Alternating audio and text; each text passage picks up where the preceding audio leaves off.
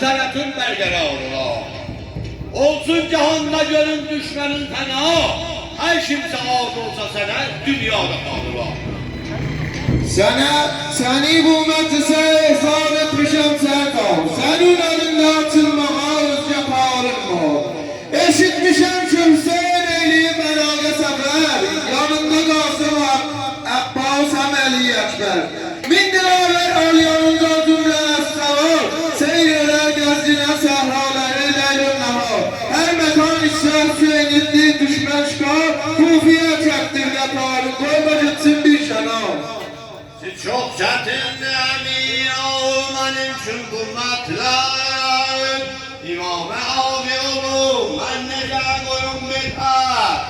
Müşkül işdir mən salam başımı soldaya. Düşmərəm aləmdə hər gün, mən bu iş soldal sinə. Göndərirsən sən məni bir kimsənin dəval sinə. Aləmi bərbad edər tək səbirimdən zulfəqar. Tutma ey şahı şəhər ala təbarın hürləti, eylə zülmünə cahı cəlalı. Şəhid eylə özün yan, al Yezidə beyyəti, ləşkərə sərdar sənsən, vardı səndə hər ixtiyar.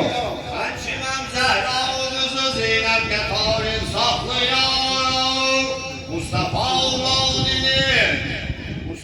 Ulavdinin gəlmiş sitəmdən bağlayan.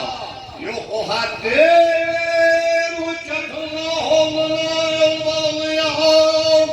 Var başı üstə onun Abbas, Əli təsnağında